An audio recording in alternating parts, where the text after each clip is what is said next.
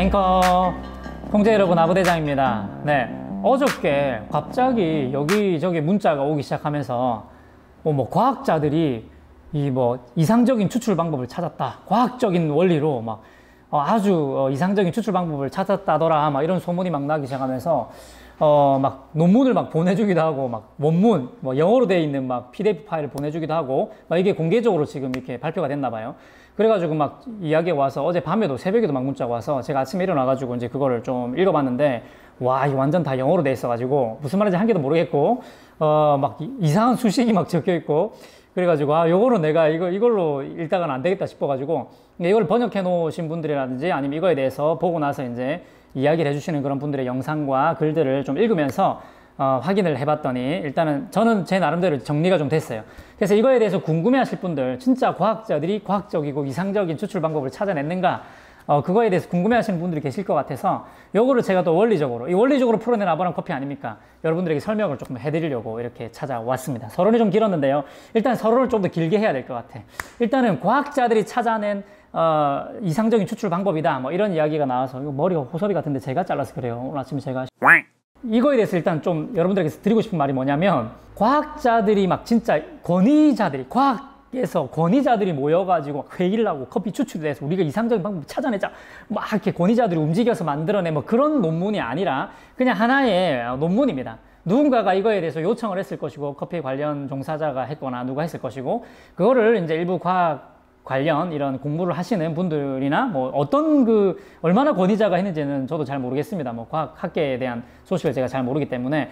그러나 어쨌든지 간에 이거는 하나의 제가 보기엔 논문입니다. 근데 제가 이 이야기를 읽어봤을 때, 이 수준을 봤을 때는, 몰라요, 과학적인 지식은 저보다 훨씬 깊을지 모르겠지만은 커피에 대한 지식이 그렇게 높지 않은 것 같아요. 근데 사실 이런 연구가 발전이 되려면 과학적으로 아주 권위자와 그리고 커피 쪽에서의 권위자가 같이 만나서 일을 진행해야 되는 건데, 사실 이 내용을 봤을 때는 아쉬운 부분이 좀 많았어요. 커피를 어느 정도 좀 오래 하신 분들이나 좀 깊이 있게 고민해 보신 분들은 이 논문을 읽었을 때, 이 내용들을 봤을 때에 좀 의아한 부분들이 분명히 있었을 겁니다. 그래서 그런 몇 가지 부분들에 대해서 저의 생각을 좀 이야기해 드릴게요. 저는 어떻게 생각하는지.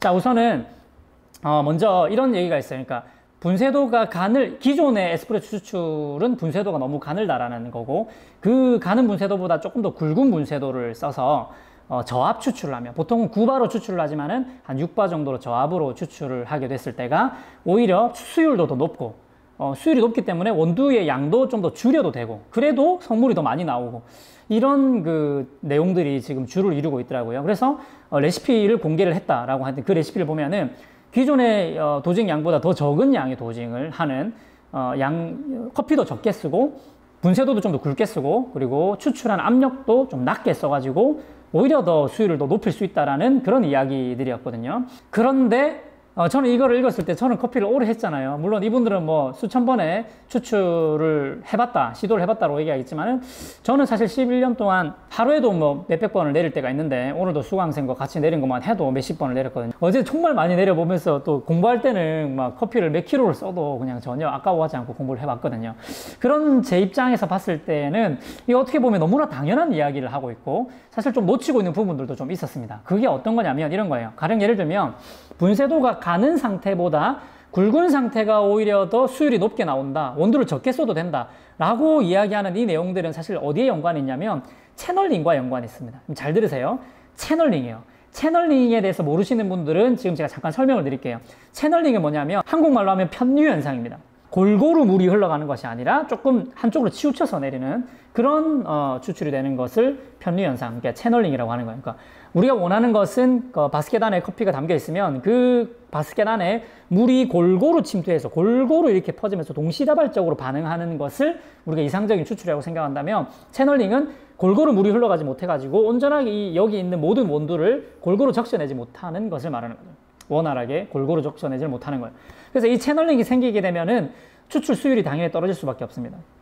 20g의 원두를 사용했지만 채널링이 50%가 나버린다면 10g의 원두에 있는 성분은 잘 빠져나오지만 나머지 10g에 있는 원두에 있는 성분은 제대로 나오지 못한 채로 추출이 끝날 수도 있는 거예요. 이게 채널링의 무서움입니다.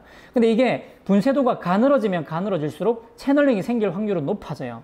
가는 분쇄도 사이사이에 물이 골고루 침투하는 것이 더 어려우니까. 물론 이게 허니컴이 충분히 많이 열려있는 그런 원두를 사용한다거나 경우에 따라서는 좀 가늘어져도 어느 정도는 채널링이 안 날 수도 있긴 한데, 분쇄도가 가늘어지면 일반적으로는 일단은 채널링이 생길 확률이 높아지는 것은 일반화되어 있는 사실이에요.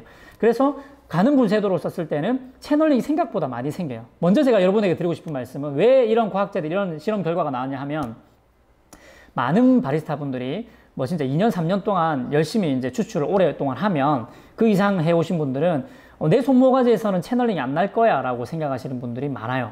그러나 현실은 그렇지 않습니다. 실제로 바텀리스를 딱 착용해가지고 추출되는 모습을 보면, 양상을 보면 채널링이 막 30%, 40% 생각보다 심하게 나는 경우들이 많습니다.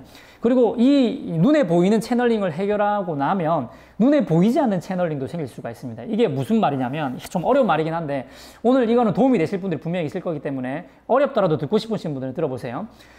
눈에 보이기에는 골고루 추출되고 있지만 눈에 보이지 않는 채널링이 날 수 있다는 얘기는 뭐냐면, 이게 어쨌든 추출이라는 개념은 원두 안에 있는 성분을 물에 녹여내는 것, 또는 이제 어떤 압력을 통해 가지고 물에 녹지 못하는 성분을 밀어내서 성분이 나오게 하는 것, 이렇게 볼 수가 있는데, 대부분의 성분은 수용성 성분이란 말이에요. 이게 사실 밀려서, 압력에 의해서 밀려서 나오는 성분들도 있기는 있지만은 실제적으로 우리가 커피 맛을 느낄 수 있는데 지대한 영향을 미치는 것은 수용성 성분이란 말이죠. 이 수용성 성분이 물에 녹기 위해서는 용매와 용질이 만나야 돼요. 만나서 어느 정도 시간도 걸리고, 추출되는 데 시간, 그리고 흡수 배출을 하면서 물이라는 성분과 원두 안에 있는 성분이 만나는 시간도 걸린단 말이죠. 그래서 이런 시간이 필요하다는 거죠. 그래서 이렇게 물과 원두 파우더와 그 파우더 안에 있는 성분들이 만나는 데까지 시간과 이런 접촉하는 접촉점이 분명히 필요하게 되는 건데, 그래서 눈에 보이지 않은 채널링은 이것 때문에 발생합니다. 접촉은 했으나 시간적인 여유, 그러니까 물에 녹을 수 있는 정도의 시간적인 여유가 없이 물이 그냥 지나가 버리게 되면은, 보이기에는 이렇게 물이 골고루 흘러가는 것처럼 보이지만 그냥 너무 빠르게 지나가면서 수용성 성분이 미처 녹지 못한 상태로 물이 흘러버리는 이런 채널링이 눈에 보이지 않는 채널링이에요. 그래서 골고루 물이 흘러서 일반적으로 똑같은 양을 추출했지만 녹아진 성분은 부족하게 되는 거죠. 이게 눈에 보이지 않는 채널링인데, 어쨌든 이런 현상들까지 생각을 해본다면 채널링은 생각보다 범위가 광범위해요. 우리가 생각했던 것보다 더 많다는 거죠. 그래서 많은 바리스타들이 나는 한 2, 3년 정도 했으면 채널링 정도는 이제 안 생길 거야 라고 생각하시지 말고 공부를 해야 됩니다. 손모가지 강화를 해야 되고, 내 손모가지에도 문제가 있을 수 있다는 항상 의심을 가지고 겸손한 자세로 커피를 공부하셔야 돼요. 어쨌든 이런 것들 때문에 우리가 이 채널링을 많이 놓치고 있는 경우들이 많은 거죠. 근데 이 과학자들의 설명들을 보면 이 채널링 때문에 생기는, 그러니까 분쇄도가 가늘었을 때에 채널링 때문에 생기는 어떻게 보면 비효율적인, 그죠? 20g의 원두를 썼는데 20g이 골고루 다 흘러가지 못하기 때문에 비효율적인 추출이 됐기 때문에 이 채널링을 해결하기 위해서 분쇄도를 굵게 가게 되면 오히려 채널링이 사라지니까. 자, 생각해 봅시다. 20g의 원두에서 50%의 채널링이 나면 결국 사용된 원두는 10g이잖아요. 그죠? 10g은 못 쓴 거죠. 채널링이 나가지고 물이 제대로 못 흘러갔죠. 그러면 차라리 16g, 더 적은 양의 16g을 쓰고 분쇄도를 굵게 해가지고 채널링을 제로로 만들 수만 있다면 만들 수 있어요. 저항값이 줄어들고 분쇄도 굵어지면 채널링이 사라집니다. 그러니까 채널링을 사라지기만 할 수 있으면 16g을 온전하게 쓰는 거니까 20g에서 50%밖에 못 쓰는 10g의 원두에서 추출하는 것보다는 16g에서 온전하게 추출하는 게 오히려 더 효율적인 추출이 되고 더 이상적인 추출이 될 수 있다는 거죠. 수율도 더 높아지고 이렇게 된다는 거죠. 이거에 대한 이야기를 사실은 하고 있는 건데, 사실 분쇄도가 굵어지면 채널링이 나지 않는 건 당연한 거거든요. 근데 문제는 분쇄도가 굵어졌기 때문에 채널링은 나지 않지만, 그러니까 눈에 보이는 채널링은 안 나지만 제가 아까 말했던 눈에 보이지 않는 채널링은 생깁니다. 왜? 분쇄도가 굵어지게 되면 저항이 줄어들거든요. 저항이 줄어드는데 머신에서 밀어주는 압력은 9바란 말이에요. 그럼 9바로 때려 밀게 되면은 아직까지 이게 접촉을 해가지고 녹을 시간이 안 됐는데 계속 9바의 압력으로 밀어내면은 얘가 버텨줄 만한 저항이 없으니까 물이 그냥 쑥 지나가 버리겠죠. 그러니까 추출이 제대로 안 된 상태로 물이 흘러버리는 거예요. 그렇게 되면은 바텀리스트로 봤을 때는 채널링이 안 나는 것처럼 보이지만 성분은 제대로 녹지 않았던 그런 채널링이 나는 거죠. 그렇기 때문에 이렇게 추출을 해서 채널링을 해결하려면 저압 추출을 해야 돼요. 압을 줄여야 된다는 거죠. 그러니까 저항값이 줄어든 만큼 추출의 압도 줄여야지 밸런스를 이루면서 접촉하는 시간을 어느 정도 우리가 버텨낼 수 있다는 거죠. 그래서 추출이 되면서, 그러니까 녹으면서 추출되는 거죠. 예.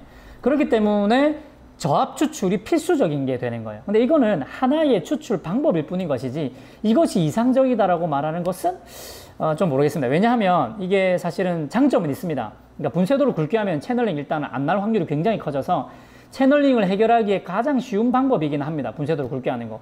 그리고 또 하나의 이점이 있어요. 또 하나의 이점은 분쇄도가 조금 더 굵어지면 굵어질수록 약간 향미 표현이 다채로워지기 때문에, 그래서 조금 커피가 좀 더 향미가 더 증폭된 것 같다라는 생각이 들기 때문에 좀 이상적이다 할 수도 있어요. 굉장히 큰 장점을 가지고 있죠. 그러나 이제 이것을 해내기 위해서 가장 필수적이고 중요한 하나가 있는데, 이게 뭐냐면 저압으로 추출해야 된다는 거예요. 저압. 압이 약해야 된다는 거예요. 우리가 기존 카페에서 사용하는 머신은 보통 9바를 추출한단 말이에요. 이렇게 추출하면은 오히려 보이지 않는 채널링 때문에 맛이 이상하게 나와요. 우리 커피 유튜버계의 권희자님께서도 영상을 올리셨던데, 거기서 이제 시연을 하셨잖아요. 그걸 따라 시연을 하셨는데, 그때 이제 사실 맛이 없었던 실패의 원인 중 가장 큰 것은 압을 조절을 안 했기 때문에, 저압 추출이 아니라 고압으로 추출했기 때문에 그런 현상이 당연히 생기는 겁니다. 예, 이건 당연한 거예요. 그래서 그들이 말했던 이제 연습을 해가지고 맛있는 추출이 나왔다라고 하는 것을 이뤄내려면 저압 추출을 반드시 해야 되는데, 이게 비현실적이라는 겁니다. 왜냐하면 우리가 지금 동네 카페 다 돌아가 보세요. 돌아다녀 보세요. 저압 추출이 가능한 머신을 가지고 있는 카페가 몇 군데나 되겠습니까? 100군데 중에 몇 군데 될까요? 5군데도 안 될걸요? 진짜 제가 생각할 때는 그렇거든요. 간혹 이제 조그마한 개인 카페에서 엘로치오 자르를 쓰고 있거나, 아니면 이제 시네소를 쓰고 있는 아주 큰 카페거나 근데 시네소를 쓰고 있는 그런 카페도, 이렇게 가변압을 안 쓰는 경우들도 많고, 제가 봤을 때는 그냥 이렇게 고압 추출을 하는 곳이 대부분 많기 때문에, 이게 사실 현실적으로 이게 써먹을 수가 없는 거죠. 바리스타가 이거를 한다고 해도 현실적으로 써먹기가 좀 어려운 거다. 왜냐면 머신이 일단은 저압 추출이 안 되면 이건 안 되는 거니까. 가정에서 자르로 하지 않는 이상은. 그래서 사실 이게 첫 번째로 제가 좀 걸렸던 겁니다. 맞는 말이고, 어떻게 보면은 하나의 좋은 방법입니다. 좋은 예의지만은, 저압 추출이 안 되는 머신에서는 불가능하다. 이게 좀 아쉬웠다라는 거고.